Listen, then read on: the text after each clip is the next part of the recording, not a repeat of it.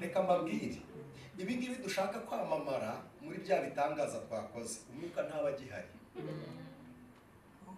Noneho ibi twirirwa tubabwira Imana ntishaka ibyo tubabwira twakoreye ahandi, ahubwo irashaka ibyo dukoreraho muri niyo tutavuze.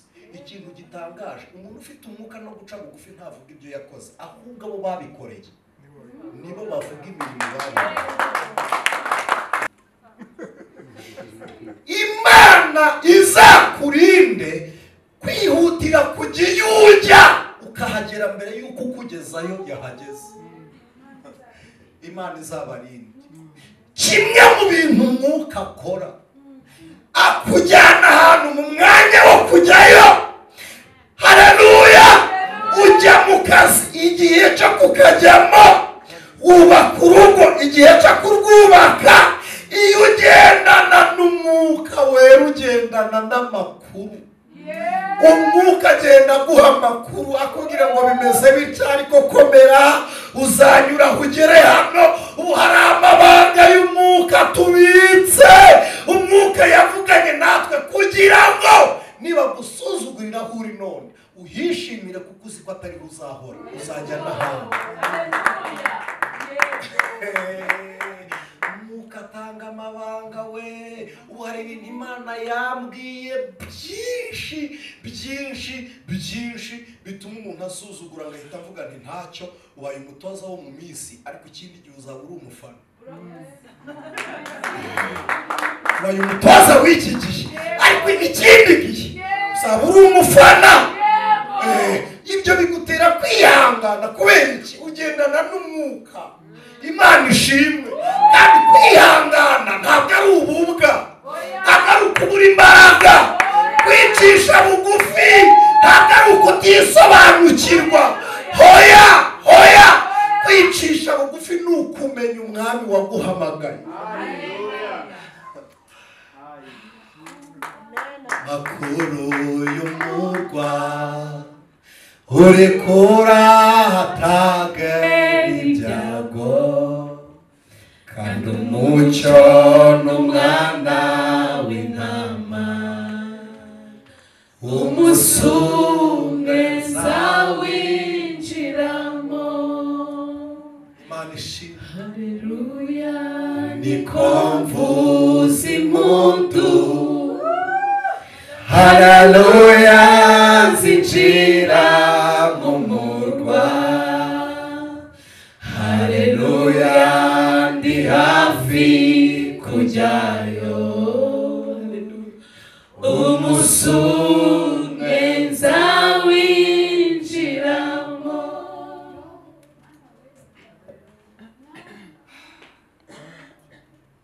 Nama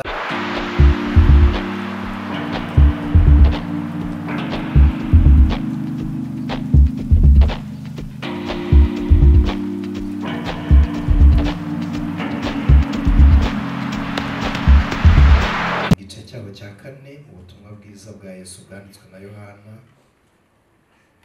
igice cya kane. Turasoma umurongo wa 24. Uwo murongo wenyine urabuduhagije. Igice cya kane mu butumwa bwiza bwa Yesu bwanditswe na Yohana, umurongo wa 24. Ndongera kubibutsa ya maso asoma Bibiliya kugira ngo tutaza kuhasoma tuhanyura. Akenshi ntabwo bizakunda koroha ko tugusomera ijambo utarumva, ariko biroroshye ko waryumva mu gusobanura uhabanye n'ubwo wumvisha ubwashize, kuko ijambo ari ubuzima, rihora ribyara ubundi. Niyo mpamvu kurisoma bigusaba kubitekerezaho. Igice cya kane, ubutumwa bwiza bwanditswe na Yohana, umurongo wa 24. Haravuze ngo Imana ni umwuka, n'abayisenga bakwiye kuyisengera mu mwuka no mu kuri. Amen. Akire neza iri jambo ry'Imana. Ndagira ngo tuganire ku bintu bibiri, umwuka no gusenga.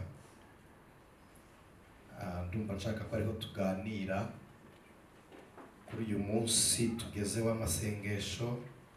Imana ishimwe. Ntabwo twatangiranye gusenga, ariko ndibwira ko imara kugera hano nanjye nanze guhomberwa. Mwe mugeze kure ndacyari mu munsi wa 12 ariko ndumva ko nanjye naje.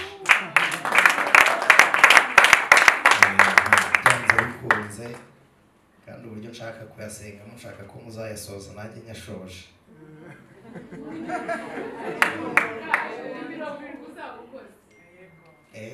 Ego ariko ndumva hari aho muzajya murya nimugoroba ngiye mbikore mu munsi wa 3 nshaka gusenga. Imana ibahe ifuza ko tuganira ku bintu bibiri, umwuka wera no gusenga, ariko kandi mu ntego dufite umwuka wera utwinjiza muri Kanani. Imana ishimwe. Ubusanzwe hari ibihugu byinshi mu buryo bwa Bibiliya byagiye bigereranywa n'indi si cyangwa n'ikindi kirere. Iyo dusomye Egiputa cyangwa inkuru y'Abisiraheli bava muri Egiputa, haho n'ubundi twafatiye urugero rwo mu ijambo ry'Imana. Egiputa muri ubu buryo bwo gukoroniza kuko itari ifite Imana rurema, bayandika bayishushanyaga nko mu isi y'umwijima, kandi umwijima birumvikana naho atari umucyo, kandi umucyo wacu ni Kristo.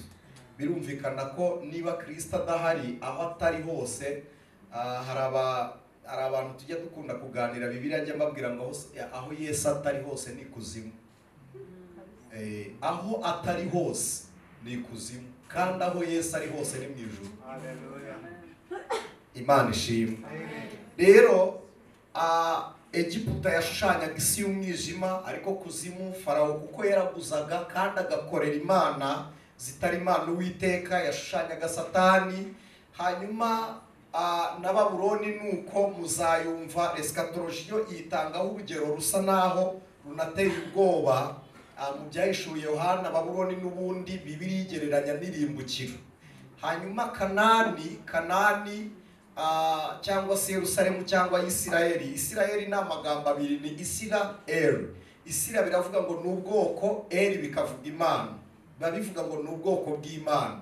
Hanyuma Kanani ni igihugu gishushanya ubuturo bw'abizera cyangwa bw'abakiranutsi.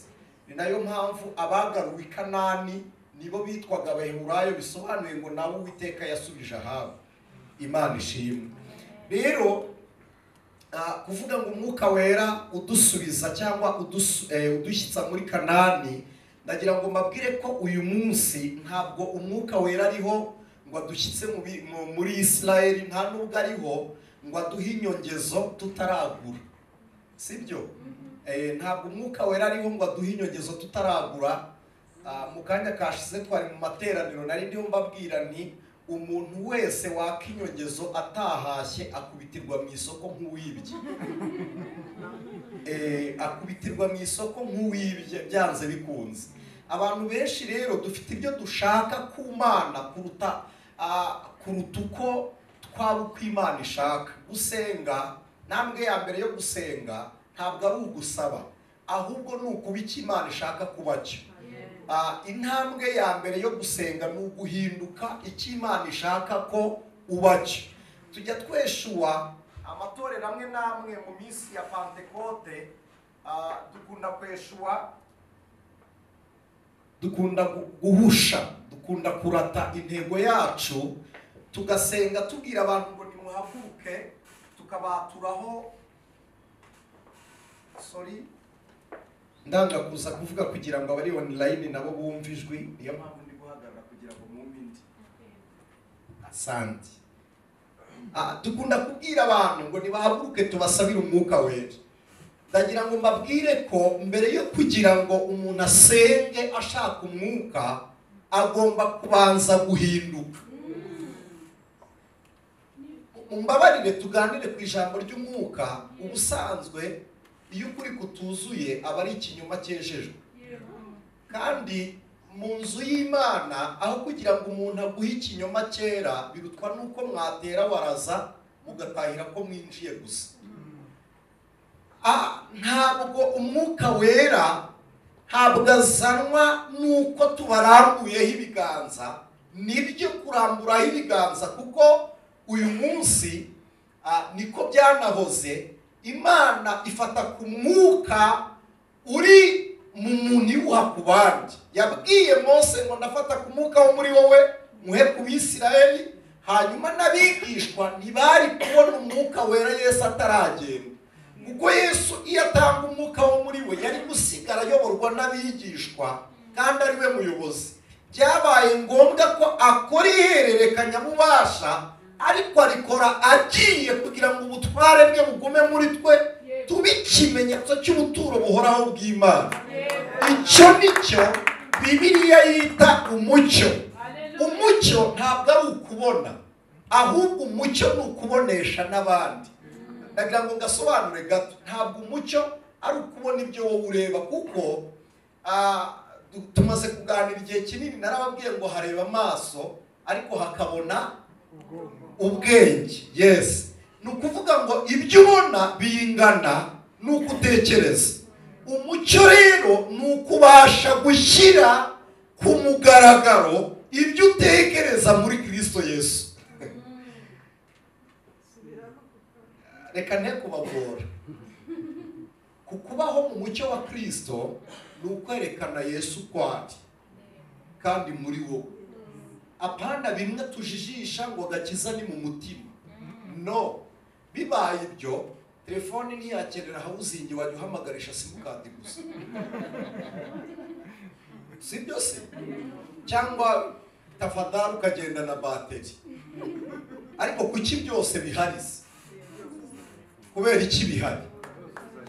Kubera iki so inzu yawe utayiraramo yose ugasaba icyumba kimwe ibindi wabisenya? Niba ibyo bindi nabyo bikugirira umumaro, garagaza n'umumaro w'ikikurimo inyuma ku kikurimo, kugira ngo umwuka w'Imana agaragare. Ndagira ngo tuganire ku mwuka no gusenga. Umwuka ntabwo ari imitekerereze y'umukirisitu. Umwuka si liturushiya y'itorero.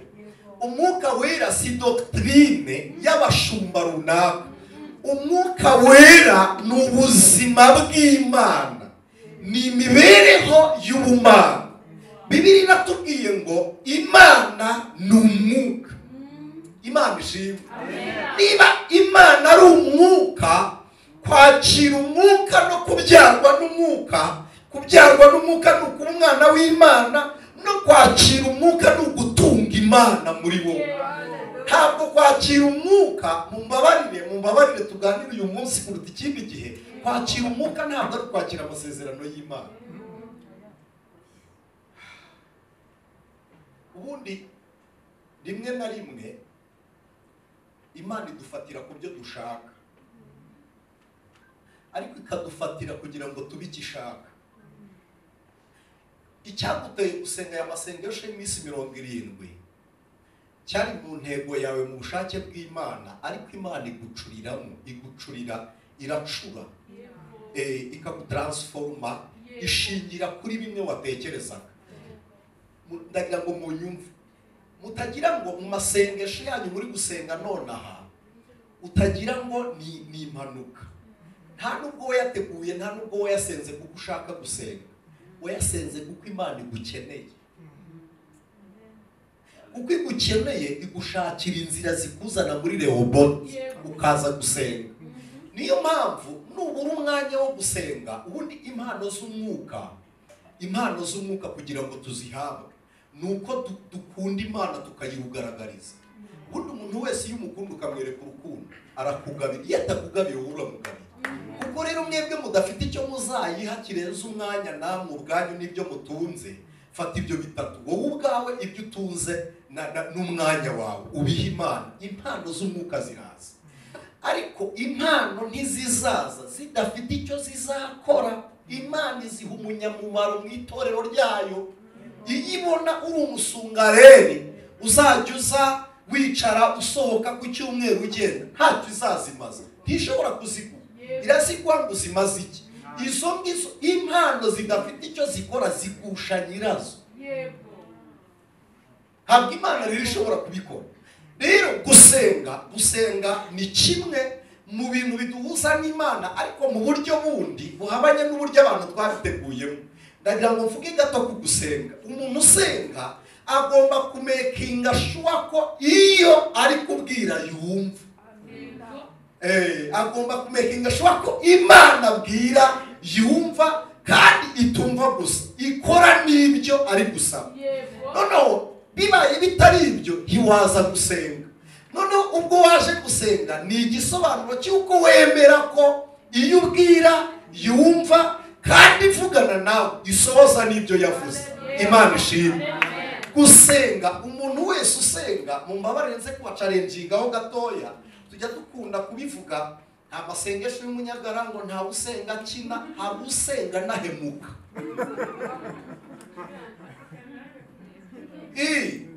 Nta masengesho y'umunyagara, kandi gusenga k'umunyabyaha hari ikizira. Banza urebe ngewe usenga, iyo nsenga ni Imana yumva. Asante. Ubwo ari Imana yumva, izi n'amagambo mvuga nyibwira, izi nayo mvuga mbwira abantu. Ako kantu nako turagatekereza. Imana irumva ku buryo yumva n'ibyo ubwira umukozi. Irumva ku buryo yumva na bimwe byo kuri telefone uvuga. Ntabwo yumva ibyo wazanye mu rusengero gusa. Yarumvise byose yarumvise. Hanyuma ubayeyo ugasaba gusohoza, wowe wasohoza ibihe?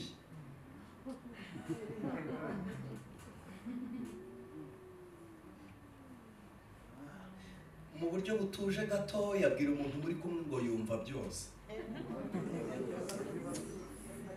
Hanyuma se mumbabarire noneho muhindukire mu ndebe ko nawe uvuga byose izasohoza ibihe.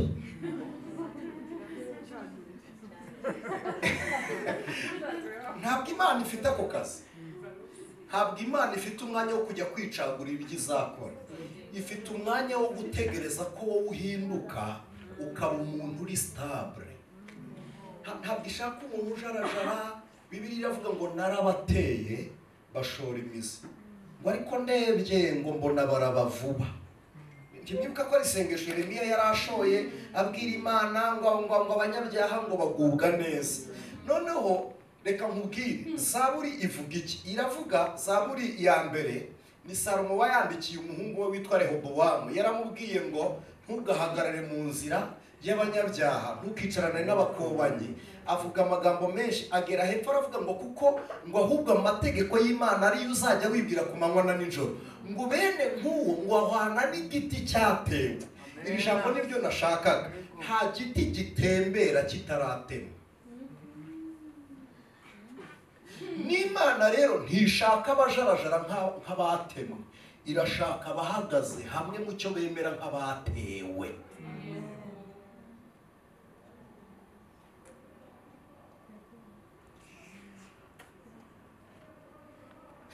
Umuntu ujarajara yaratemwe, ariko umuntu uri hamwe yaratewe, yashoye imizi.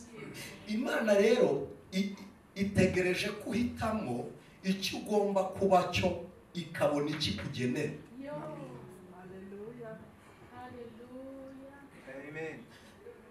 Twarabiganiriye, umuntu iyo agenda atazi yava n'iyajya, mu Kinyarwanda mu mbabarire ntabwo ari ukuba tukababyita kuzerera, sibyo?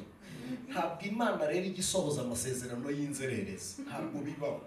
Igushaka aho ubarizwa. Yabwiye abigishwa, irababwira ngo nubwo muri hano ndabashaka muzantegerereze. Niko Yesu yababwiye, mugende mujye kuntegereza, mujye mu murimo. Muzi icyo abigishwa bakoze? Banze kujyayo. Kutajyayo rero, kutajyayo byatumye bazerera. Muzasome Bibiliya, Petero yarabanje asubira kuroba. Noneho Yesu anamugeraho atanambaye yikwije. Petero abonye Yesu ahungira mu mazi, arasimbuka ajya mu mazi, ariko kubw'imbabazi nyinshi aramubwira ngo ngwino, nibura botsa n'ifi barayisangira. Petero atangira kumenya Kristo. Abandi bari bavuye Emawusi bigendera. Toma we yaramubwiye ngo ndabyemera nuko ngukozeho. Hari abantu batari concentre kuri Kristo, ahubwo bari concentre ku byo Yesu yavuganye nabo. Ibyo wavuganye nayo rero Imana yabivuze ngo ifate amarangamutima yawe. Mumbabarire simbagushe, ariko akenshi hari ibintu Imana ivuga ntibisohoze kandi itabeshye, ikavuga ibihwanye n'amarangamutima yawe, iyo ikazasohoza ibiruta ibyo yavuganye nawe. Abarokore benshi bategereza ibyo yavuze, ntibashime ibyo yakoze itavuze. kubera ko twebwe turi kubyo Imana yavuze gusa, ntabwo dushobora kumenya ngo ikoze iki itakivuze. Uwo rero ni uruzerero rutuma tutamenya Imana nyamana, kubera ko tuyikurikira kubera ibyo tuyitegerejeho gusa. Mu yandi magambo siyo dushaka, ahubwo turashaka ibyo ifite. Nibiduha turatangira gutuma ngo mudusengere. Mbaye muzeho gatoya, ngiye mu kazi kandi twaragasengeraga, mbaye muze. Bino umuntu ntashakira Imana umwanya, kuko siyo yashakaga ibyimuha. Biroroshye ko bihita bimucogoza, kandi iyo byageze n'ingorane wa muntu abangukira kuza kubisengera. Niho barokore mbakundira. Ayo makuba rero y'umuntu banguka kuza gusenga asaba Imana ngo imutabare mu byo yari yaramuhaye, ariko akayima umwanya, ahoranwa amakuba ya buri gihe kugira ngo Imana ikubone, igushakira ikigutera guhunga ibyubamo. Ukajya ubihunga uza hano, ubihunga uza hano. Hari umugabo ni inshuti yanjye, twari Nyarugenge hano mu mujyi, tuvuye muri Ranchaba, turi mu bihe byiza, abona umuhanuzi. Bari abahanuzi ndabatinya, aba bagenda bahanura mu muhanda, ndabatinya. Iyo ngize umugisha ndenga tudahuje amaso. Uriya muntu iyo avuze umuvumo urabanguka, niyo avuze umugisha urabanguka, kuko ni umuntu Imana irushya ikamuruhiriza kugira ngo itabare abandi. Aramureba aramubwira ngo wa mugabo we, Imana irashaka gusenga iminsi 3 kugira ngo igukurireho igifungo. Umugabo afata akanote ka 5 akajugunyira umwana w'umukobwa, aramubwira ngo akira ujye kurya ugabanye induru. Igifungo se nzaba nzira iki? Nyine arumva ari umunyembaraga, ndangije numva ubwoba buranyishe. Fata inzira nditahira. Bukeye mu gitondo Imana igihuri bituma dusenga. Bukeye mu gitondo cy'uwo munsi, urugo bari baturanye, ntabwo mvuga ayo mazina kugira ngo bataza kuyamenya, urugo yari aturanye narwo n'inyajwi imwe yarengaga ku izina, ariko bajyaga kwitirana. Umugabo umwe wo hepfo ye ahemukira umukozi, hanyuma bohereza convocation. Umuyobozi ayizana mu rugo rwa wa mugabo. Wa mugabo yarampamagaye arambwira ngo ntabara ndapfuye. Wishwe n'iki? Se bakizeho viole. Urumva uri busenge gutarambwa ngo nafashe 3 ntarya ndamwa, nta kujya ku buriri. Ndamwana urakoze, urayasenga gute? Ndamwana ngewe sinzayagufasha, nzajya nza mbonye umwanya nimugoroba ngufashe gusenga nongere ntahe. Hageze nsanga yishyiriyeho ake, afite umusego gusa kuri tapi mu cyumba. Wowe ntufite impamvu zatuma usenga, ariko Imana yirazifite yaguha ugasenga. Umugabo yarasenze, kumbe nubwo wayobeje convocation, umugabo utayibonye baje kumufata baramujyana. Undi we yibereye mu masengesho. Iminsi 3 irangiye, agiye kubona abona umuyobozi aratambutse aravuga ati wowe ntabwo twakubwiye mbese ko convocation yaje hano itari iyawe? Asoje iminsi 3.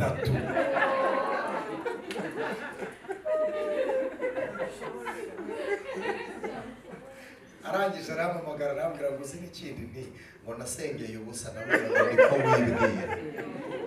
Ndamubwira ngo niko wibwira, ariko si ubusa wigeze wahinyura amasengesho Imana yari yaguhaye.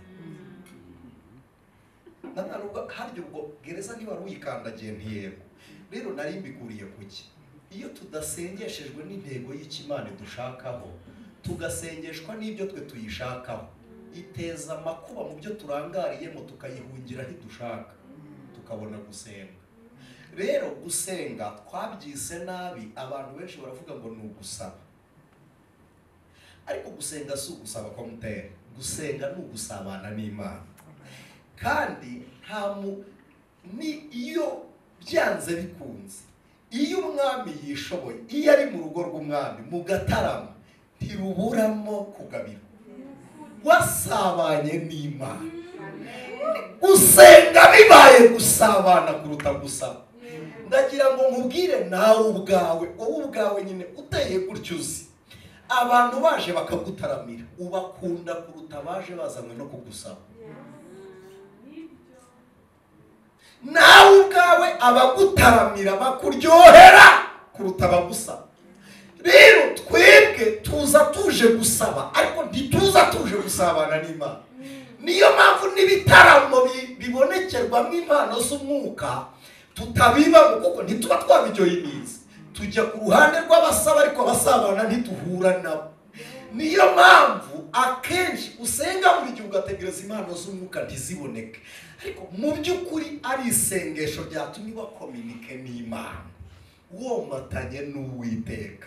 Imana data wa twese irakugabira, nshuti z'umusaraba, Imana irakugabira, Imana irakugabira kugeza ubwo kandi nta kintu na kimwe gituruka ku Mana kitazana n'igikundiro cyacyo.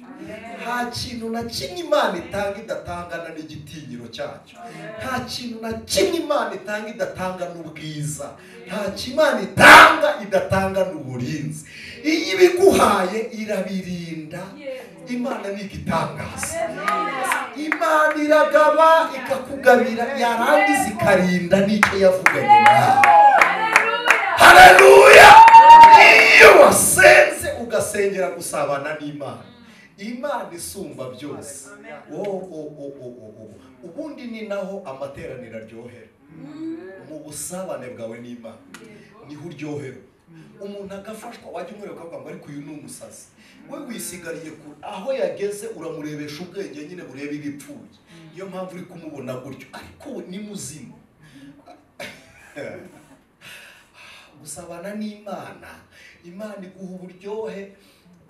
Nigeze najya gusenga, nari mu Bugesera, nari mfite akazi nari ndi gukora, soma ijambo ry'Imana mu gitondo nka 2:00, ndavuga ngiye kujya mu kazi. 2:00 zararenze ngera 6:00 ndi guseka, ndi gusoma ijambo ry'Imana gusa. Umwuka nuzura umwuka w'ibitwenge, ndaseka nkajya mvuga ni ukuri Imana y'Imbaraga. Nuzura umwuka w'uburyohe, ibi bihe Imana yarabimpaye, ndenga kugeragezwa umuntu akajya ngerageza ngaseka kubera ikintu ndyohewe kuruta ibibazo anyifuriza. Ibyo bihe nibyo byonyine bituma dusiga isi. Ibyo muri iyo dimension yo gusabana n'Imana niho usigira isi, niho usigira amakuba, niho usigira ibigeragezo, ugasanga umuntu arasa n'ishimwe kandi abaho mu buzima bugoranye. Ukamureba ati wowe umunezero ukurahe? Ukureba ntabwo n'impamvu yawe yo kwishima, ariko wowe ufite ibyishimo n'ibindi by'ubusa ku buryo ubera n'abandi ihumure. Amena. Ku buryo ubera n'abandi ihumure. Bene uwo muntu iyo ugize umugisha, mumbabarire mvuge gutya, iyo ugize umugisha wo kubaho muri ubwo buryo, uri muri departema runaka, Imana ikuzamura kugira ngo hejuru y'abahari ibonemo uwayo.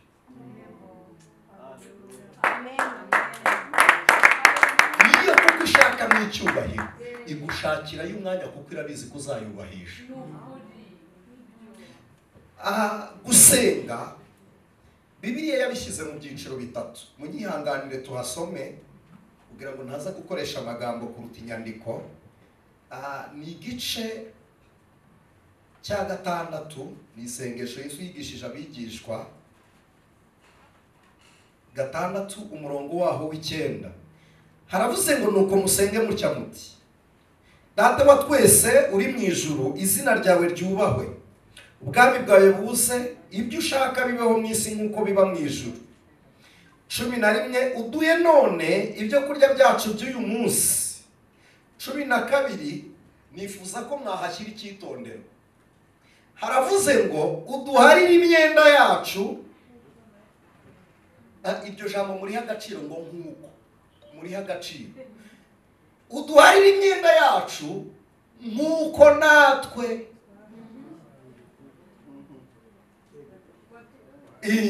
natwe duharira abari mu yacu. Uduharire imyenda yacu nk'uko natwe twahariye barimo. Murakoze. 13 ntuduhane mu bitwoshye ahubwo dukize umubi, kuko ubwami n'ubushobozi n'icyubahiro ari ibyawe none n'iteka ryose. Amen. Iri sengesho rifite amagambo menshi mu byiciro bitatu. Data wa twese uri mu ijuru ni uguhamya. Munyumve mwuka byarame, muhumure turafashwa. Data wa twese uri mu ijuru ni uguhamya. Kabiri, izina ryawe ryubahwe ni ukuramya. Ubwami bwawe buze ni ugusaba. Ni ibyiciro bitatu: guhamya, kuramya no gusaba. Kuramya ntabwo ari uguhimbaza. Guhimbaza mu kinyarwanda cyuzuye turavuga ngo ni ugukeza. Gukeza ni ukuvuga umuntu ibyiza yakugiriye. Hanyuma kuramya ni ukuvuga umuntu uko ari. Yaba yaraguhaye, yaba ataraguhaye, ukaba umwemera utaremejwe n'ibyamuturutseho, ahubwo waremejwe n'uko wari uwo kwemerwa. Kuramya Imana rero ni ukuyivuga ukwiri. Haleluya. Kuramya ni ukuvuga Imana ukwiri. Nicyo cyatumye ihasaro mu bwenge, yaramubwiye ngo nguhe iki, arayibwira ngo mpubwenge kugira ngo nzace urubanza rutabera. Iravuga ngo voilà, icyo nicyo nashakaga, nanjye ndi Uwiteka mpari n'ibyo nakora. Ariko ubwo ndahari wowe akaba ari byo uzakora, ndaguha ibyo nari kuzakoresha mpari. Umuntu uramya Imana ahagarara mu mwanya w'Uwiteka. N'iyi Imana itamanuka iba yizeye ngo mfite y'umuntu.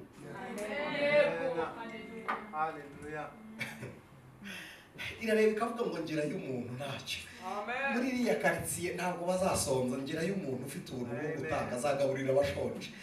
Mwari ratorewe mfite y'umuntu, ntabwo igorana. Ibi rero tujya tubabwira ngo Mana ngo haguruka n'ingabo zo mu ijuru utabare. Bongo ibyo ni ibikomere byo mu mutima. Ibyo ni ibikomere byo mu mutima byo gushaka guhagurutsa departement zose zo mu ijuru, ariko ntibishoboka. Uretse n'icyo mutwara sibakemura icyo muri aho, birasaba perezida na guverinoma bose bamanuke kuza aho ngaho iwawe. Ako kabazo bagahaye imbaraga kubera ko gatsikamiye igikomere, ariko Imana ikareba ntikabonamo imbaraga. Iyibona Mose mu Bisiraheli iravuga ngo rambura inkoni, ibyo ntibimanura ntibinzana, wowe rambura inkoni hejuru y'inyanja, umuhanda uraboneka bambuke, ntabwo binzana.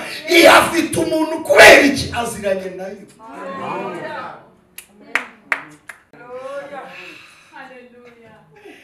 Oh, Imana ishimwe. Aziranye n'Imana nyine. Eliya yabyutse mu gitondo asanga Ahabu yasuzuguye Imana, rangije aravuga ngo ariko ibi bintu tuzabivamo dute? Ava hitwa Gileyadi. Gileyadi ni kwa se wa Yefuta. Murabizi nyine hitiriwe Gileyadi wabo wa Yefuta. Habaga intambara, ariko kandi hari hafite ibibazo bitatu. Hari intambara, hari imbeho nyinshi, hari n'inzara. Eliya afata umwanya, afata umwanzuro, niho abagadi bari batuye, kuko Eliya nawe n'uwo mu muryango wo kwa Gadi. Niho bari batuye. Hanyuma bafata umwanzuro wo guhunga, ariko kandi Abisirayeli bahungaga muri systeme. Ntabwo bagendaga gutya ngo bagende umujyi umwe. Umwe yaravugaga ngo bamwe nabe banyura iburyo, abandi banyura ibumoso, abandi inyuma n'imbere, kugira ngo uzagera ku mwero azagaruka abwire abandi batahuye naho byeze. Bakagenda buri muntu mu cyerekezo cye. Eliya agiye guhunga aravuga ngo hano ni mu mbeho, ndajyana umwitero.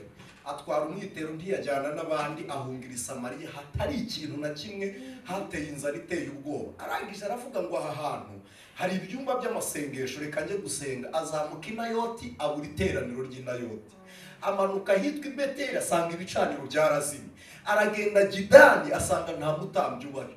Arangije aravuga ngo ibi byatewe n'iki? Ni nacyo cyatumye abwira Imana ngo ni njye njyenyine usigaye, nuko nta wundi yari yabonye mu byicaro by'abahanuzi. Ntabwo ari ukwishyira hejuru no kugwa. Nta wundi yari yabonye mu byiciro by'abahanuzi. Ezebeli yabonye abavugira Uwiteka, aravuga ngo kugira ngo mutazavuga irindi zina, muzavuga Imana ya data na mama, nimuze njye mbagaburira muvuge neza Imana yanjye. Iby'Imana yanyu yabakoreraga n'iyanjye izajya ibibaha, nanjye mbibahe muvuge neza iyanjye. Abisirayeli baravuga ngo byose ni ukunguka, reka tugende. bajyayo. Uwitwa Obadiya yari igisonga akaba umwanditsi kwa Ahabu, afata abahanuzi b'Imana 50 n'abandi 50 abahisha mu buvumo. Babahanuzi yahishe Eliya ntiyabamenya, n'abandi Uwiteka yibikiye Eliya ntiyabamenya. Ariko arebye asanga impamvu kwa Ahabu bafite umwimbo wo gutuka Imana nuko imvura ikigwa bagasarura bakeza. Kandi iyo basengaga Bayali barayibwiraga ngo duhe imvura.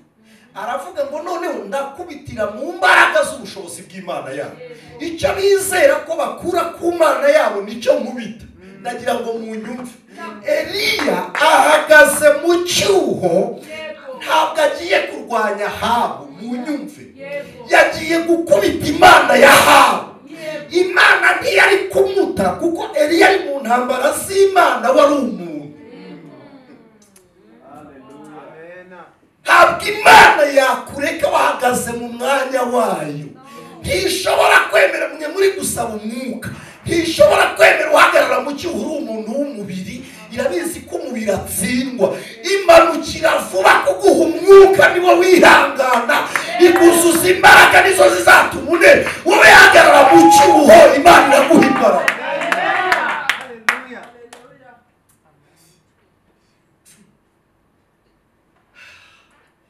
Ntabwo umuntu yaba ari mu nkambi y'impunzi ngo asabe umusada.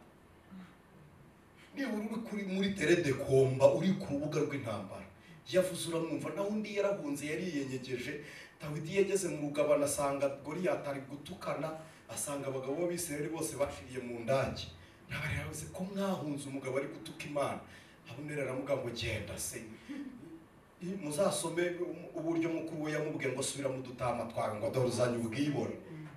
Arangije aramureba arabase, uriya mugabo arahindukira abaza Abuneri wari uyoboye ingabo zo kwa Sawuli, aramuga ngo uyu muntu umwami ko atanashyiraho igihembo basi cyo kumwica, nibura ko mwese mwashiriye hano kuko muzi ko ntacyo murwanira, ariko mwese mukamarana basi murwanira ibihembo.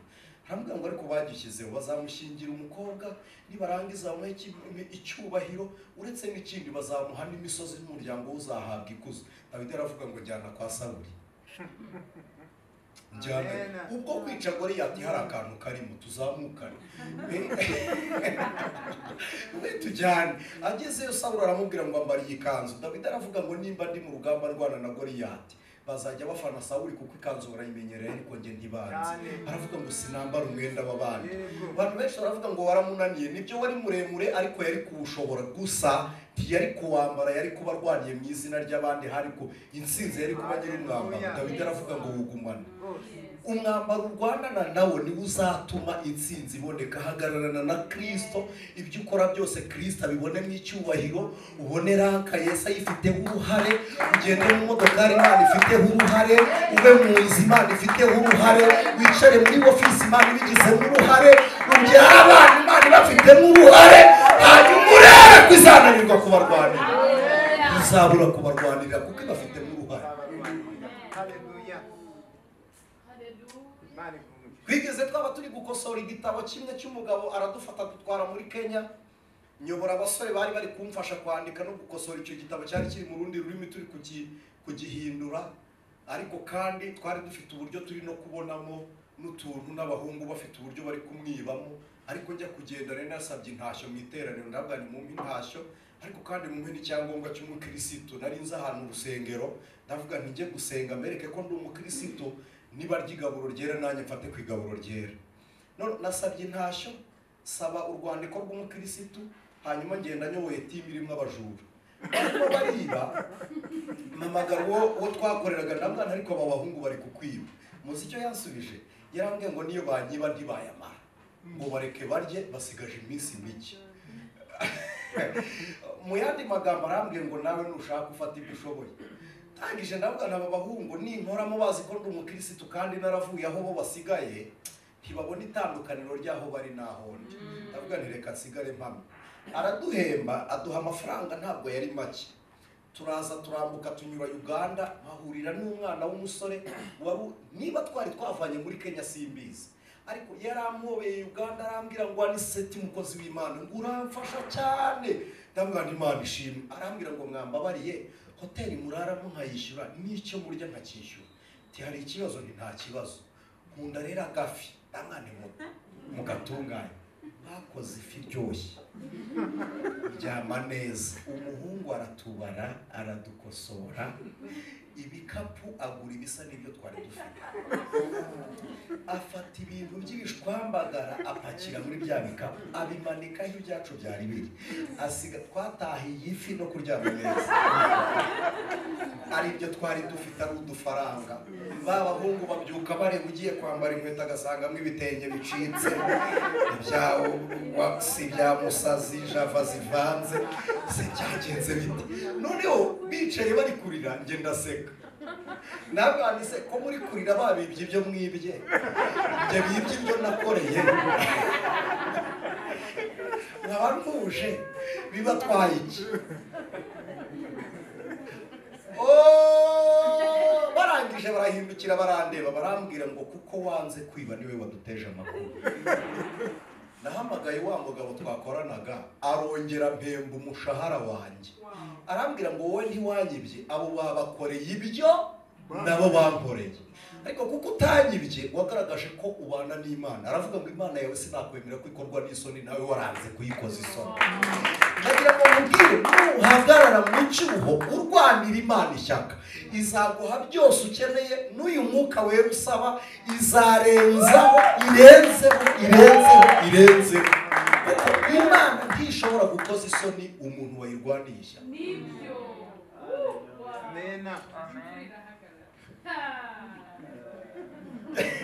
Imana ishimwe. Eliya yaravuze ngo Bayali muyisaba imvura n'insinzi mu ntambara, mugiye guterwa n'intambara mutazarasa imyambi ngo muyishobore. Intambara muraterwa n'inzara, kuko imvura ihagaze ntabwo hahagarara imvura gusa, n'umwero w'ubutaka ayihagarika imyaka 3 n'amezi 6. Ingamiya yanyweye amazi ibimaze kugumuma, kuko amezi 6 ingamiya ishobora kuresista imyaka 3. Yanyweye amazi ishobora kuresista imyaka 3, ariko 6 abamaze kuyihirika hasi.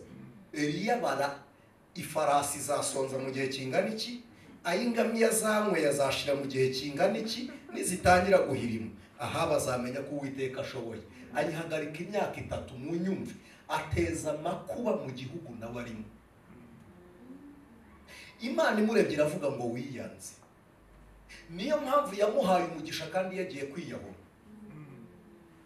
Yagiye kuryama munsi y'igiti, aravuga ngo amakakama ngwiri. Imana iravuga ngo ntiwagwaho, nanjye warankuyeho bari barampfunyitse. Eliya yitegurira kujya kwiyahura munsi y'igiti, Imana yateguye amagare y'umwuka, yahagaze mu cyuho.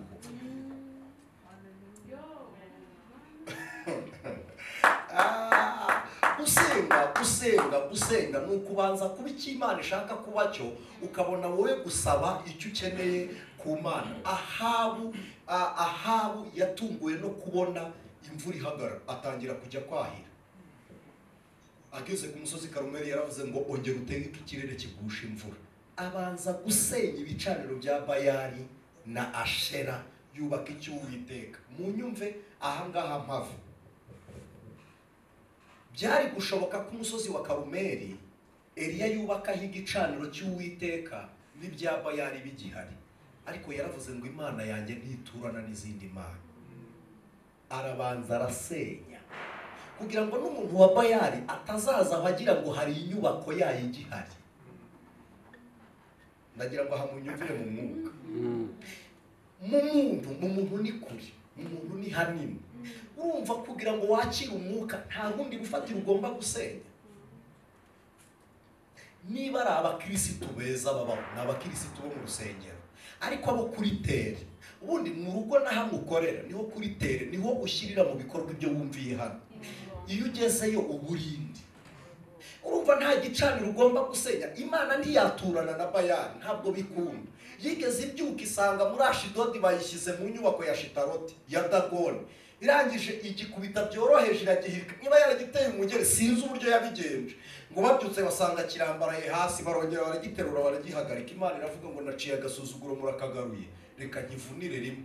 Yaragikubise ikiganza kiragwa, umutwe uracika. Abadagone babimenye baravuga ngo uyu ni Uwiteka uragwanye. Aravuga ngo tutaza gushirira hano, basubiza isanduku iwanyu. Rero ngaruke kucyo nshaka kuvuga, umwuka wera, haleluya, kugira ngo umuntu yumve umwuka wera. Mumbabarire munyumve nk'abakirisitu, kugira ngo umuntu yumve umwuka wera ni ukubaho nk'utagira ubwenge kandi ubugira.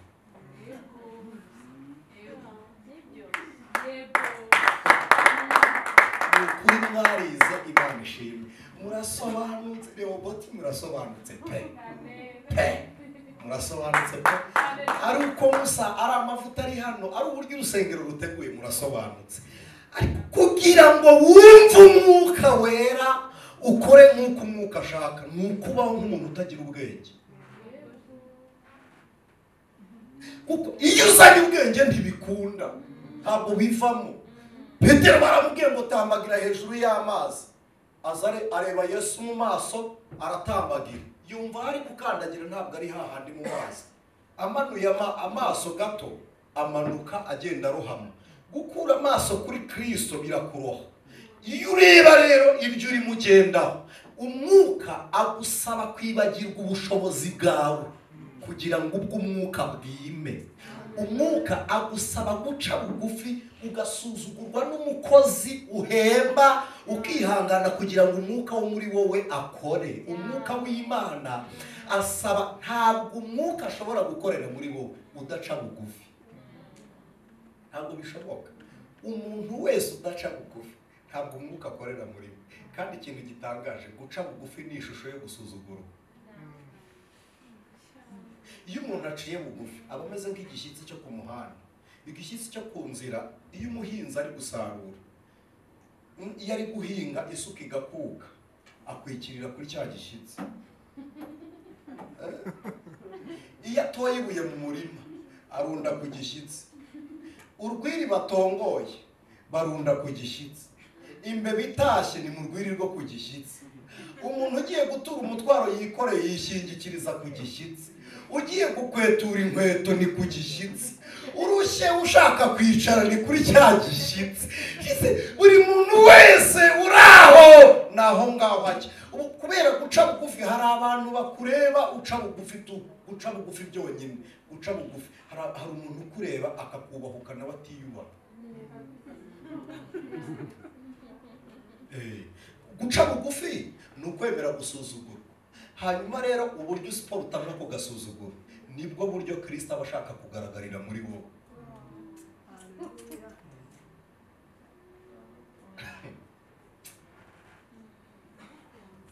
Asante mubyeyi wanjye. Reka mbabwire, ibi ngibi dushaka kwamamara muri bya bitangaza twakoze, umwuka ntaba agihari. Noneho ibi twirirwa tubabwira, Imana ntishaka ibyo tubabwira twakoreye ahandi, ahubwo irashaka ibyo dukoreraho muri niyo tutavuze. Ikintu gitangaje, umuntu ufite umwuka no guca bugufi ntavuga ibyo yakoze, ahubwo abo babikoreye nibo bavuga imirimo babaye. Ndagira ngo munyumve, dushatse kwamamara mu gitondo nibura ibyumweru bibiri, ntibyamfata ibyumweru bibiri mu Rwanda n'iseti naba ndi umuvugabutumwa w'icyamamare ukomeye. Ntimujya mugorwa no kubona ifoto ya niseti. Mushumba afashe umwanzuro wo kuzamfotoza. Njyewe ku rwanjye ruhande mba numva naza no kubwiriza nta foto yanjye. Ariko ni ngombwa nyine niyo si tugezemo. Ariko icyo mbivugiye ni iki, none ahamagaze ku ruhimbi rwa Rehobothi, dufite kamera iri live, dufite ijwi ry'umukanguzi, bazabibona byarangiye n'abandi bazabibona byarangiye. Nje hano ngafata Korani nkayisoma mu cyarabu nkababwiriza mvuga urundi rurimi, mwataha muvuga ngo dore igitangaza kandi mutumvisha ibyo navuze. Yes, abantu niko bakunda. Imana izakurinde kugera aho Yesu yateguye kuzajya, ukahagera mbere y'uko ajyayo. Imana izakurinde kwihutira kujya iyo ujya ukahagera mbere y'uko ukugezayo yahageze. Imana izabarinde. Kimwe mu bintu umwuka akora akujyana ahantu mu mwanya wo kujyayo. Haleluya! Ujya mu kazi igihe cyo kukajyamo, wubaka urugo igihe cyo kurwubaka. Iyo ugendana n'umwuka wera ugendana n'amakuru. Umwuka agenda aguha amakuru akubwira ngo bimeze bityo ariko komera uzanyura ugere hano. Ubu hari amabanga y'umwuka tubitse. Umwuka yavuganye natwe kugira ngo niba gusuzugurira aho uri none uhishimire kuko uzi ko atari uzahora, uzajya n'ahandi. Umwuka atanga amabanga we. Ubu hari ibintu Imana yambwiye byinshi bituma umuntu asuzugura agahita avuga nti ntacyo, ubaye umutoza wo mu minsi ariko ikindi gihe uzaba uri umufana. Ubaye umutoza w'iki gihe ariko ikindi gihe uzaba uri umufana. Ibyo bigutera kwihangana kubera iki? Ugendana n'umwuka. Imana ishimwe. Kandi kwihangana ntabwo ari ububwa, ntabwo ari ukubura imbaraga. Kwicisha bugufi ntabwo ari ukutisobanukirwa. Hoya kwicisha bugufi ni ukumenya umwami waguhamagaye.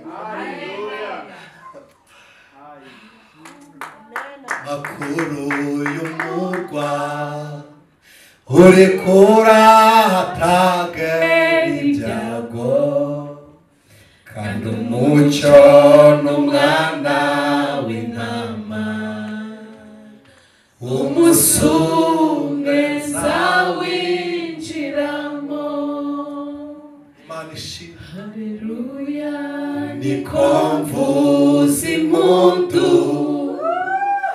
Haleluya, zinjira mu murwa.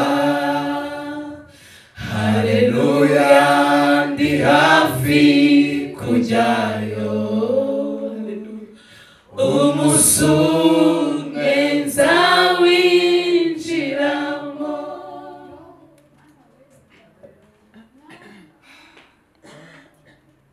n'amarira aba muri uwo murwa, n'amiruhe bayoni n'intambara, nta n'indwara ishobora kubayo. Umusumwe zawinjiramo. Haleluya, nta gushidikanya mw'ijuru hariyo umunezero. haleluya, zikonza njirayo. Umusumwe zawinjiramo. Ubuzima bw'ubumana, ubukristo bushaka umwuka kandi bugaragaza umwuka buca bugufi. Buca bugufi. Ndagira ngo mbabwire, guca bugufi nicyo gisobanuro cyo kuba umuntu ushyitse. Ntimuzi umunzani? Ese ku munzani ari icyoroshye n'ikiremereye hamanuka iki? Hamanuka ikiremereye hakazamuka. Noneho bisobanuye kuzamutsa bari kugaragaza ishusho y'uko nta biro, si ishyitse. Uwishyira hejuru abagaragaza ngo ntabwo yishyitse. Iteka niba uzi ngo urakomeye, soma Zaburi ya 62 umurongo waho w'icumi. Hagira umuntu hadusomera niba wibwira ngo urakomeye. Zaburi ya 62 umurongo waho w'icumi.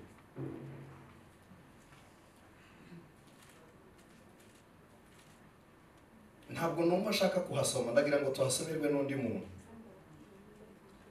Nukuri aboroheje ni umwuka gusa. Nukuri aboroheje ni umwuka gusa. Kandi abakomeye ni ibinyoma. Abakomeye bo ni ibinyoma. nibashyirwa mu gipimo ntibazika ntabwo bazamanuka ntabwo bazika ahubwo bazateruka noneho bose bateraniye hamwe umwuka barusha kuremera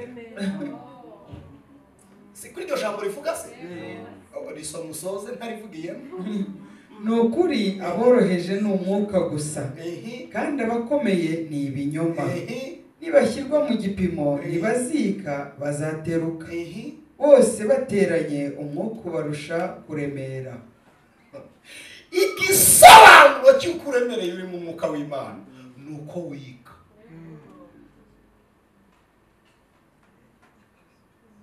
ni uko uca bugufi umuntu akakureba nk'ikintu kiri aho umuntu akagusuzugura uko abishaka nigeze nagera aho urwo umuntu akundaga kurwana narabibabwiye narabikundaga cyane ariko umugabo umwe yagiye muri kamera nkubita urushyi ndaseka namane ntabwo uzi uko bise nuko usanze Yesu yarahageze bikora ataraza ariko yaraje ntanyemerera gukora ibyo ukoze ndamwana usanze yarahageze rero iyo yahageze ugendana nawe ukagendera kuri ritime ni ikimenyetso cy'umwuka wera kandi umuntu wese uciye bugufi niyo yaba adafite umwuka uhita uvuga ngo dore ubuturo bwanjye dore iwanjye ngahariye si turi kuri Pentecote se dore iwanjye ngahariye iyo uciye bugufi umwuka ahita avuga ngo iwanjye ni hariye ahitaza immediately ahitaza kubera iki niko Yesu yari ameze ntabwo yishyize hejuru Bibiliya iravuga ngo kuko wakunze gukiranuka ukanga ubugome yanze kuwiteka hora inzigo Kristo aravuga ngo nakemera kwitanga abapfira nta kibazo noneho nimutekereze iyi shusho fata ishusho yawe n'uburyo wizamura ufata iya Kristo wari mu ijuru agasiga intebe umbwire mwahurirayo agasiga intebe urebe ubwiza wirata Yesu yarabusize urebe icyubahiro yari afite ugihuze n'icyawe we yaragisize Bibiliya iravuga ngo aba umugaragu ndetse nawe w'imbata yisiga kamere k'umugaragu w'imbata yambara umubiri akigorigota nuko abakina histoire amateka ya Kristo bamwambika urubindo kugira ngo badashyira ku karubanda ubwambure bw'uwakinnye iyo filime ariko yabambwe yambaye ubusa abikoreye abantu batagira icyubahiro namba ndagira ngo mbabwira ko icyubahiro cy'umuntu kirarangira mu mbuto sesese ko kuko umwendo wa Zambanga yigeze yavuga ngo ninjye marishari muri Afurika nibyo turanamwemera aravuga ngo ariko kandi si icyo gusa mbaye Mesiya w'abakongomani yari akadocumentary n'ubu najyaga nkunda kukareba mbere yuko baririmba indirimbo y'igihugu bari barakoze documentary ya Mumbuta amanuka aguruka akabwira abakongomani ngo mujye mubanza kunsenga mbere yuko musenga Mesiya n'injye Mesiya wanyu ariko umunsi yavuye mu gihugu acika witwaga Runda Bururu Minisitiri w'Ububanyi n'Amahanga baramubajije ngo umuntu nka marishari w'Abanyafurika mu mbuto Mesiya w'abakongomani watorotse igihugu wowe bivuga iki aravuga ngo muzitegereze mu babayeho bariho n'abazabaho ngo ntango midahambwe kuretse ya Kristo umwana w'intama w'Imana abize histoire muzi umugabo Napoleon yabaye empereur yabaye umwami w'abami igihe kimwe yari afite urugendo ari gutambuka abahungu bagendaga imbere ya Napoleon bagiye kwimura umuntu basanga ari gusenga baravuga ngo hari umuntu wanze kuva mu nzira ari gusenga Napoleon baravuga ngo mutinye umwami akorera ngo twe twafashe tumenya amaraso y'abandi ngo ariko umwami wari gusenga yamennye ye kugira ngo afate umutima we aravuga ngo twe dufata ubwami ariko twisha abantu ariko we kugira ngo agufate yabanje gupfa bakundwa nta kiri hejuru gishobora gusumba imbaraga z'Imana umugabo wamuritse ubwato bwa Titanic umunsi wo kumurika yaravuze ngo niyo Yesu yabukandagira ntacyo bwaba ngo muravuga ngo arakomeye ngo niyo yabukandagira ntacyo bwaba bwagonze urubura n'uyu munsi ibikoresho byose ntibarabibona gukomera kwa Kristo wowe uravuga ngo icyubahiro duherutse kujya gushyingura umudokiteri umwe turi mu kiliziya umusaza araza agiye kugera imbere ya serikare nyine bari gusezera abantu bashaka kumufata padiri aravuga ngo ni mumureke ahageze umusaza akuramo ingofero aravuga ngo iyo bigeze hano twese tuba tureshye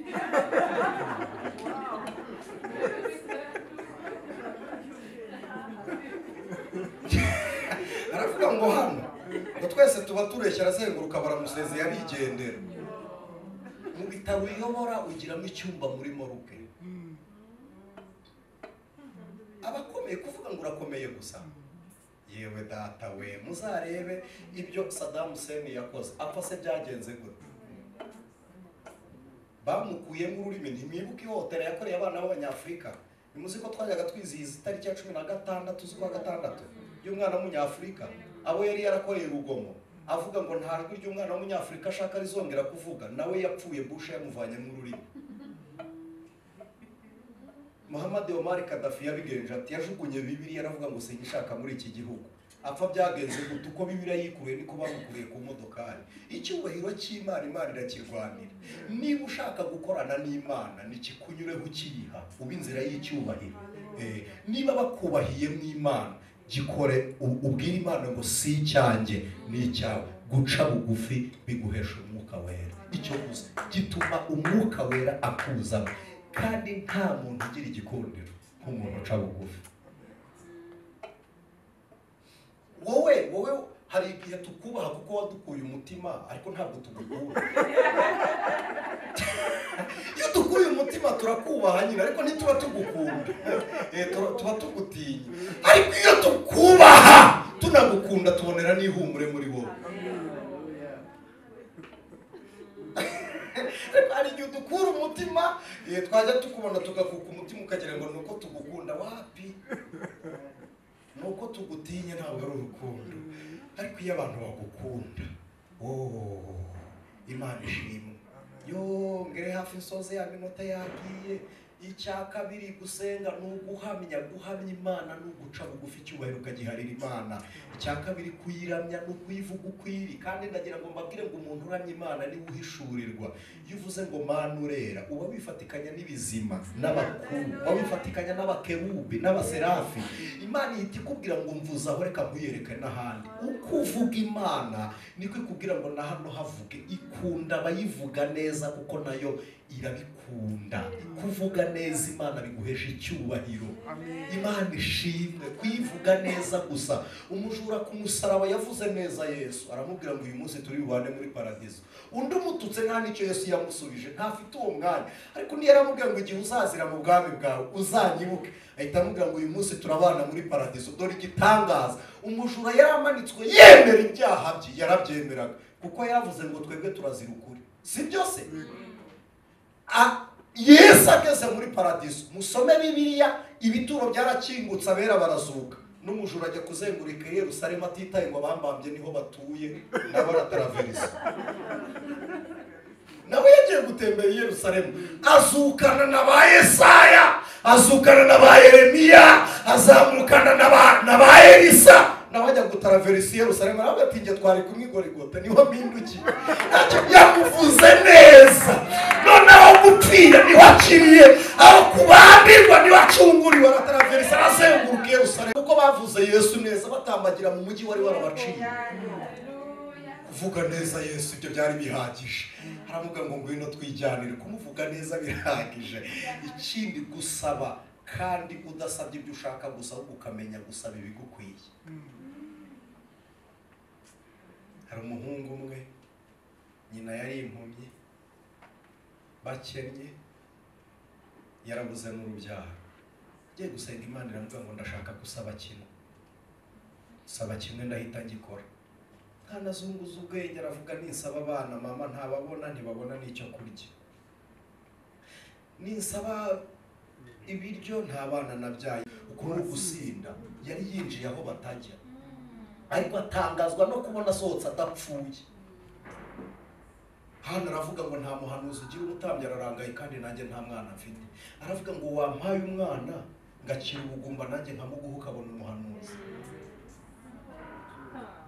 Imana iravuga ngo ubwo usabye ibyo mfitemo inyungu, genda urabyara. Anyuze imbere ya Eli amuhanurira ubuhanuzi bw'iteganyagihe, ntabwo bwari buvuye ku Mana.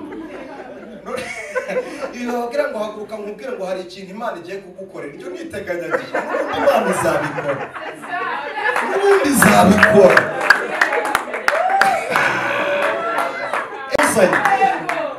Ariko yari amaze kumutuka karamuga ngo uzageza ryari sindwa rya baravuga ngo ntabwo nasinze kuko atari yabibonye mbere se aravuga ngo umugore utasinze akaba asubije atya anavuye hari Imana itamwishe ubu yabonanye nayo aravuga ngo iguhe icyo ushaka ko mwasomye Bibiliya abana ba Penina hari n'umuzi izina rye ariko waturutse mu gusaba neza Imana yaramwamamaje.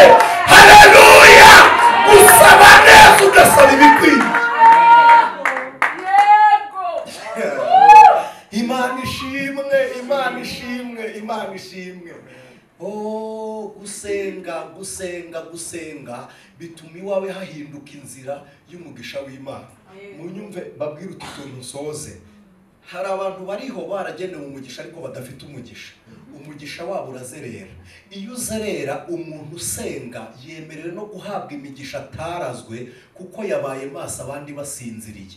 Muzasome, yes, hari imigisha izerera irimo iragenda. Umuntu usenga afata umugisha w'abandi. Imana ikurenza inzozi zawe. Umuntu w'umunyamasengesho aruta imitekerereze uruta umuhanuzi yahanuye. Umuntu usenga arusha imbaraga abandi bose. Haleluya! Haleluya! Haleluya! Umuntu usenga urugo rwe ruba mu inzira y'Uwiteka. Imana igiwa abandi ituruka iwawe. Umuntu usenga Imana ivugana n'abandi isoje kuvugana nawe. Ubu uri priorite. Umuntu usenga Imana igutangirira abandi baso. Haleluya! Haleluya! Umuntu usenga yakira ibiruta ibyifuzo mwandika ku dupapuro. Umuntu wasenze gusenga wizeye ni urwandiko ruguhesha ibiri mu bubiko bw'Imana Imana itarabigusezeranyije. Ni icyangombwa gituma wakira ibyo Imana itakubwiye ukabyakira itarabivuganye nawe. Gusenga nicyo kintu kigira imbaraga mu isi kuruta ibindi, kuruta ibitwaro by'abarasha. Gusenga biruta bombe y'Abayapani. Hari umugabo witwaga Zwingli yigeze yasenga w'Umwongereza, umwamikazi arimo yumva bari barimo barenganya abakristo mu Bwongereza. Abize histoire murabizi ko bigeze baca Imana imyaka 3 ishira batemererwa ubukristo. Zwingli ajya gusenga akajya kubita umutwe hasi ibwami bakajya bumva n'umutingito. Bagiye mu nama y'umutekano umwamikazi aravuga ngo kugira ngo ntinye ibitwaro by'Abanyamerika natinya amasengesho ya Zwingli. Gusenga bituma imfubyi ibaho nta se nta nyina. Gusenga bituma uba umutware gusenga bizamura isuzugurwa bikayirutisha abantu b'icyubahiro. Gusenga amasengesho mumbabarire ntabwo mbabujije kwiga n'uyu munsi nanjye ndacyabigere. Ntabwo nzigera nicara ntarabona PR kuri diplome yanjye. Ntabwo nzicara ndakiga n'uyu munsi soje cya 3. Ndakiga niza astronomy ndakiga n'isati nziga. Ntabwo mbabujije kwiga ariko gusenga biguhindura umunyamumaro kuruta umunyamashuri. Gusenga wirirwa imbere ya mwarimu inyuguti n'inyajwi tukabihuza. Inyajwi ingombajwi n'indi ngombajwi n'inyajwi bikabyara igihekane n'inyajwi bikabyara ubumenyi mu mutwe wawe kuko wiriwe imbere ya mwarimu. Hanyuma wiriwe imbere y'Imana bigenda bite? Niba imbere ya mwarimu bikugira umuhanga nawe wirata mu bantu, imbere y'Imana bikugira iki? Imbere y'Imana birakugira iki? Abize umubare muzi icyo twita unité de base na nombre bench, sibyo? Nombre bench yo tubara ni 0, sibyo? Unité de base ni 1. Iyo tubara duhereye kuri unité de base tugera ku mubare wa 9. Iyo tugeze ku 9 tugaruka dufata 0 tukayigereka inyuma ya unité de base. Nombre bench iki kintu mu gihe agaciro. Umubare wo kuri bench yo tugeretse inyuma ya unité de base uhita ukuba inshuro 10. Hanyuma se umuntu uri inyuma ya Yesu niba 0 abarundi bayita ubusa. Niba ubusa bugiye inyuma y'umubare bugakuba 10, umukristo uri inyuma ya Kristo bizagenda bite?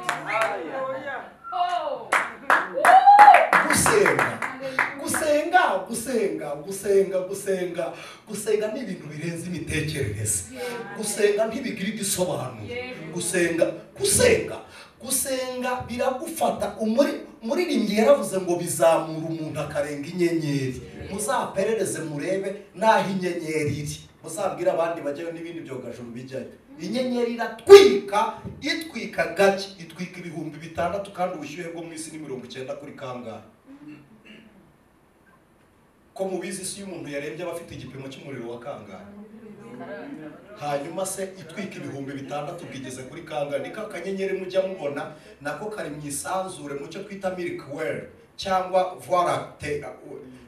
Sinze kubarushya mu nzira y'amata tureba iki twita Col Celeste. Ibi twicara hano tukabireba ni biri hafi, iri hejuru sitwika kangahe. Umuriro wayo ubwayo, ariko umuririmbyi aravuga ngo bigutambutse inyenyeri. None gusenga bikakujyana ku rugi rw'Imana, ugakomanga ushaka kureba Imana. Ntabwo bigusaba guca ku bakuru n'abakerubi ngo usabe audience. Biragutambutsa ukicara ugakomanga. Gusenga amasengesho ya Daniyeli yatumye ajya mu rwobo rw'intare. Anuka amasengesho, mwumva igitangaza cyo gusenga. Ibitotsi byo mu mwami byaragiye bijya mu ntare, intare zisinzira mu mwami akanura nk'intare. Gusenga intare zasinziriye mu mwami akanura nk'intare. Ko mwasomye Bibiliya ivuga iki? Iravuga ngo umwami yabuze ibitotsi intare zisinziriye. Siko Bibiliya ivuga. Byaterwaga n'iki? N'amasengesho y'iminsi 3 ku munsi yakinguraga idirishya ry'i Yerusalemu, akavuga ngo nubwo ndi kure y'inzu y'Uwiteka ariko sindi kure y'umutima w'Imana. Gusenga amasengesho, ibi muri hano igitangaje cyo gusenga. Urasenga ntugaragaza umubyizi, ariko iyo ugiye gusarura ubura aho ushyira umusaruro. Umubyizi w'amasengesho ntuboneka, ariko umusaruro wayo tujya tuwubona. Abana barwaye turawubona kuri mariage, turawubona muri maternité. Haleluya! Umusaruro w'amasengesho tujya tuwubona. Gereza zari zikiri, umusaruro turawubona. Tujya tuwubona uvuye mu bukungu, tujya tuwubona barutuye w'abandi. Umusaruro w'amasengesho tujya tuwubona uragaragara. Haleluya! Haleluya! Gusenga niyo nzira yonyine y'agaciro tunyuriramo ubuntu. Uzaperereze, sohoka hanze uhamagare mwene wanyu wasize urebe ko utamuvugisha uko wishyuye. Niyo wamuha message urayishyura, niyo wahamagara urishyura. Ariko Kristo yarazi ko tuzahurira muri uyu muyoboro, awugira ubuntu.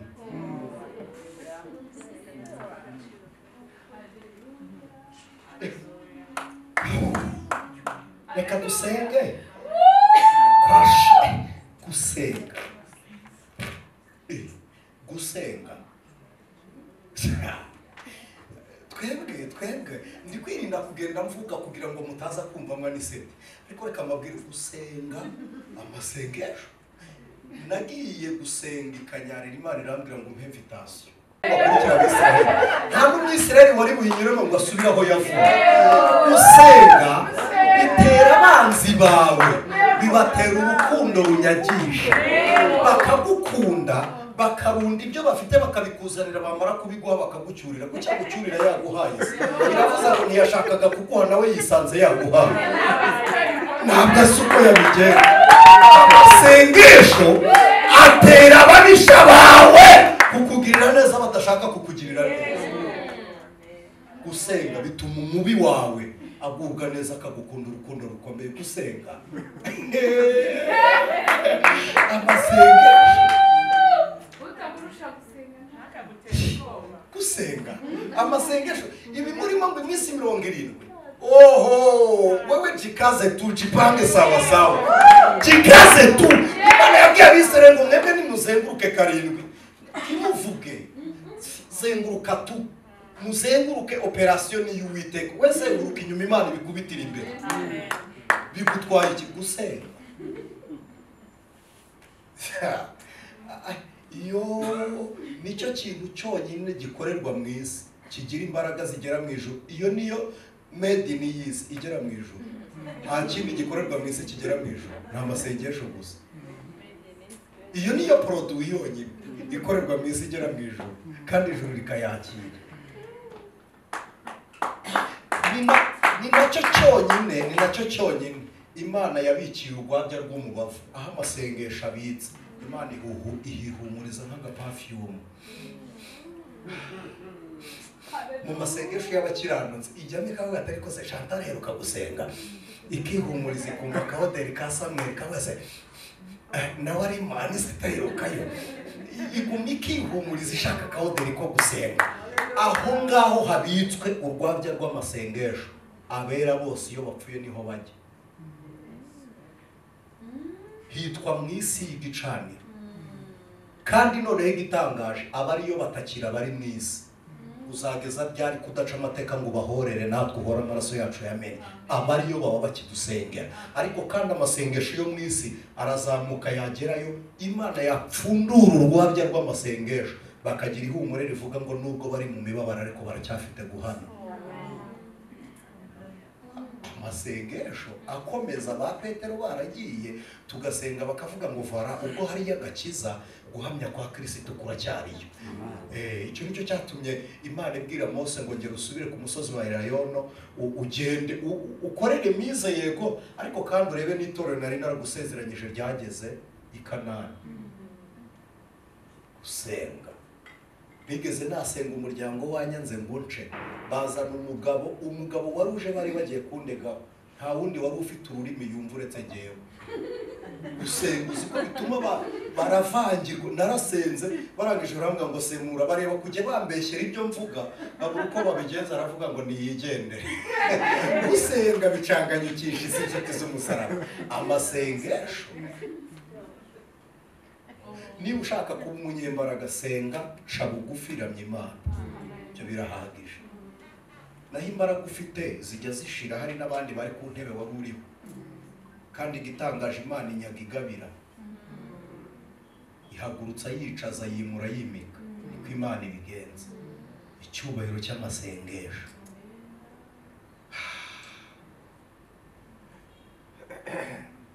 Mwuka wera kora imirimo ikomeye, ni wo wemeza abantu. Tugira ubwoba cyane iyo tutakimwumva, twibaza icyo twakora, dushaka uwo mwuka wera, ni Yesu wamutumye. Imana ni umwuka, abayisenga bakwiye kwisengera mu mwuka no mu kuri. Ukuri ni ugufata ibintu nk'uko Imana ibifata, ukavuga ikintu nk'uko Imana igishaka. Ukuri ni ijambo ridahinduka ryaremwe n'Imana ngo ribe gutyo. Hanyuma kuko bene abo ari bo Data ashaka ko bamusenga. Reka mbinginge mwegere ejuru, dusaba umubyeyi wacu umushumba, twatureba umugisha w'Imana. Gusengera mu mwuka no mu kuri bikwinjiza i Kanani. Ibyo byonyine bikurenza ikibaya, ibyo byonyine bikwambutsa umugezi, ibyo byonyine byatumye Rusi ajyaho Loti yari yarariganijwe. Gusenga byonyine bikugira umutware wari insuzugurwa. Imana ibaha umugisha. Asante.